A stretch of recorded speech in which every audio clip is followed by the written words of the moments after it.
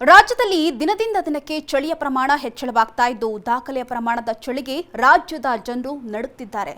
ಹೀಗಾಗಿಯೇ ಹವಾಮಾನ ಇಲಾಖೆ ರಾಜ್ಯದ ಉತ್ತರ ಒಳನಾಡು, ದಕ್ಷಿಣ ಒಳನಾಡು, ಕರಾವಳಿ ಹಾಗೂ ಬೆಂಗಳೂರು ಜಿಲ್ಲೆಗೆ ಶೀತ ಅಲೆಯ ಅಲರ್ಟ್ ಅನ್ನು ನೀಡಿದೆ. ಇನ್ನು ಈ ವರ್ಷದ ದಾಖಲೆಯ ಚಳಿಗೆ ಪ್ರಮುಖ ಕಾರಣ ಅಂತ ಹೇಳಿದ್ರೆ ಕಳೆದ ವರ್ಷ ಸುರಿದಂತಹ ಅಧಿಕ ಮಳೆ. ಈ ಮಳೆಯಿಂದಾಗಿ ವಾತಾವರಣದಲ್ಲಿ ಅತ್ಯಂತ ತೇವಾಂಶದಿಂದ ಕೂಡಿದೆ. ಅಲ್ಲದೆ ಚಂಡಮಾರುತದ ಎಫೆಕ್ಟ್ನಿಂದಾಗಿಯೂ ಚಳಿಯ ಪ್ರಮಾಣ ಹೆಚ್ಚಳವಾಗಿದೆ. ಹೀಗಾಗಿ ಬೀದರ್, ವಿಜಯನಗರ, ಧಾರವಾಡ, ಬೆಂಗಳೂರು, ಮಂಡ್ಯ, ಬಾಗಲಕೋಟೆ, ಹೊನ್ನಾವರ ಹಾಗೂ ಮಂಗಳೂರಿನಲ್ಲಿ ಚಳಿಯ ಪ್ರಮಾಣ ಜಾಸ್ತಿಯಾಗಿದೆ. ಇನ್ನು ಈ ವರ್ಷ ಬೆಂಗಳೂರು ಕಲ್ಯಾಣ ಕರ್ನಾಟಕ, ಮಧ್ಯ ಕರ್ನಾಟಕ ಭಾಗದಲ್ಲಿ ಚಳಿ ಹೆಚ್ಚಳವಾಗಿದ್ದು ಉಷ್ಣಾಂಶ 2 ಡಿಗ್ರಿಯಿಂದ 3 ಡಿಗ್ರಿಯಷ್ಟು ಕಡಿಮೆಯಾಗಿದೆ.